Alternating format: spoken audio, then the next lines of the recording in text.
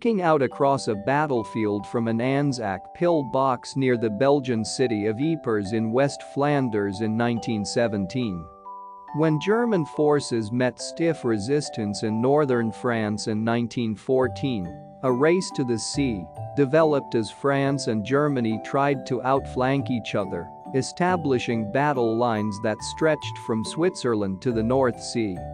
Allies and Central Powers literally dug in, excavating thousands of miles of defensive trenches and trying desperately to break through the other side for years, at unspeakably huge cost in blood and treasure. Late during the summer of 1914, train stations all over Europe echoed with the sound of leather boots and the clattering of weapons as millions of enthusiastic young soldiers mobilized for the most glorious conflict since the Napoleonic Wars. In the eyes of many men, pride and honor glowed in competition with the excitement of a wonderful adventure and the knowledge of righting some perceived infringement on the interests of their respective nation. Bombardment of the Cathedral of Reims, France, in September of 1914, as German incendiary bombs fell on the towers and on the apse during the German invasion of northern France. Within weeks, however, the excitement and glory gave way to horror and anonymous death, brought on by dangerous new machines of war which took control of the old fields of honor and turned them into desolate moonscapes littered with corpses and wreckage. This new Great War, called World War I, began as a local disturbance in southern Europe, but eventually spread into a worldwide struggle which produced two of the greatest bloodlettings in history, the battles of the Somme and Verdun. French soldiers on horseback and street, with an airship Dupuy de l'Homme flying in air behind them, between circa 1914. The western portion of this conflict took place mostly in Belgium and France and started as a war of grand maneuvers as had been theorized before the fighting began, but when more troops were poured into an increasingly cramped area, there came a time when the antagonists could no longer maneuver against each other in any operational sense. A French pilot made an emergency landing in friendly territory after a failed attempt to attack a German Zeppelin hangar near Brussels, Belgium, in 1915. Soldiers are climbing up the tree where the biplane has landed. When this occurred, the forces involved began entrenching in the face of more and more lethal concentrations of firepower, and the war of the machines and trenches had begun. Bombardment of the Cathedral of Reims, France, in September of 1914, as German incendiary bombs fell on the towers and on the apse during the German invasion of northern France. German officers in a discussion on the Western Front. The man second from right, in fur collar, is possibly Kaiser Wilhelm. The caption does not indicate. The German war plan had been for a swift, decisive victory in France. Little planning had been done for a long-term, slow-moving slog of a battle. The main theater of fighting in World War I was the Western Front, a meandering line which ran from the Swiss border in the south to the North Sea. Most of the Western Front's 700-kilometer length traversed the northeast of France, with its ends in Belgium and southern Germany. French soldiers in a bayonet charge up a steep slope in the Argonne forest in 1915. During the Second Battle of Champagne, 450,000 French soldiers advanced against a force of 220,000 Germans, momentarily gaining a small amount of territory but losing it back to the Germans within weeks. Combined casualties came to more than 215,000 from this battle alone. The largest battles of the war, Marne, Ypres, Verdun, the Somme, Passchendaele, and others, were fought along the Western Front, though the death toll from Western Front battles will never be accurately known. At least 4 million were killed there. A downed German twin-engine bomber being towed through a street by Allied soldiers, likely from Australia, in France. Despite the size, frequency and ferocity of attempts to break through the line or push back the enemy, the Western Front remained relatively static until 1918. Many aspects of the Western Front have become symbolic of World War I. Mud-filled trenches, artillery bombardments, appalling tactical blunders, futile charges on enemy positions, periods of stalemate, high death rates and atrocious conditions. 6 German soldiers pose in an trench with machine gun, a mere 40 meters from the British line, according to the caption provided. The machine gun appears to be a Maschinengewehr 08 or MG-08, capable of firing 450 to 500 rounds a minute. The large cylinder is a jacket around the barrel, filled with water to cool the metal during rapid fire. The soldier at right, with gas mask canister slung over his shoulder, is peering into a periscope to get a view of enemy activity.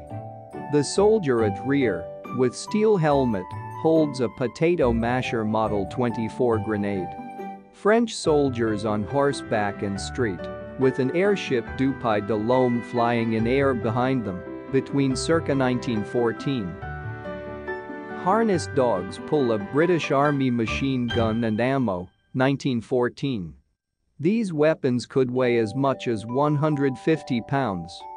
The Western Front began to take shape in the autumn of 1914, after the German advance through northern France was halted at the Battle of the Marne. The Germans then retreated to the Aisne River, where they dug a network of trenches to consolidate and hold their position. German captive balloon at Equincourt, France, on September 22, 1916. Observation balloons were used by both sides to gain an advantage of height across relatively flat terrain.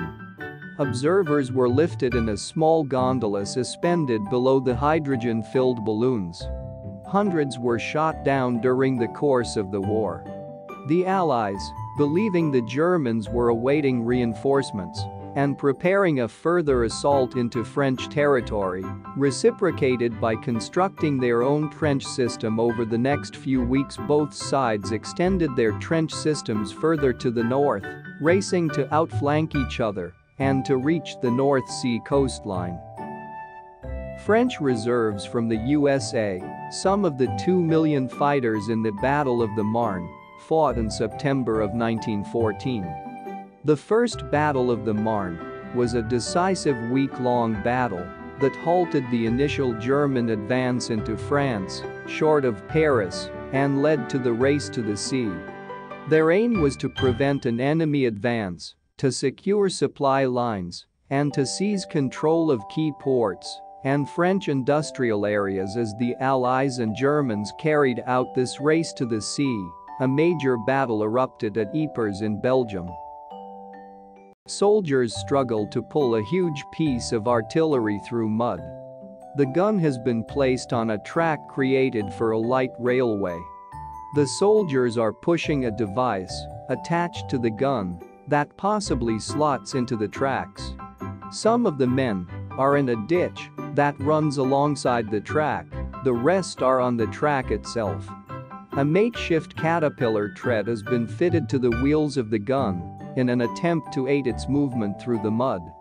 At the personal order of the Kaiser, German generals launched a massive assault on the Allied line, using divisions of their most experienced infantry and cavalry, but the attack was repelled at the cost of more than 40,000 men. By the end of 1914, the Western Front trench line had grown to more than two-thirds of its eventual length.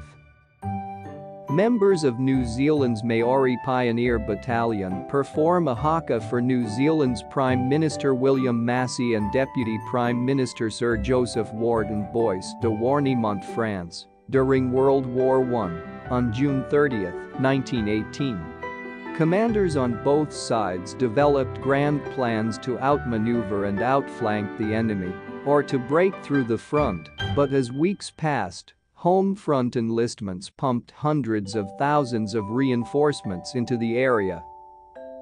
In France, a British machine gun team. The gun, which appears to be a Vickers, is mounted on the front of a motorcycle sidecar.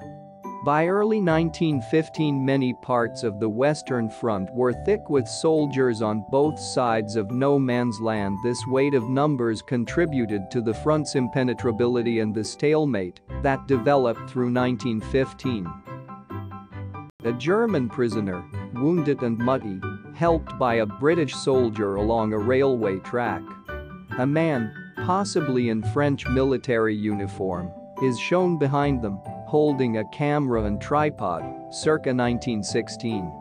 Germany's early defeats in northern France also shaped its tactical approach. German military strategists embraced defensive positions, determined not to be forced out of France.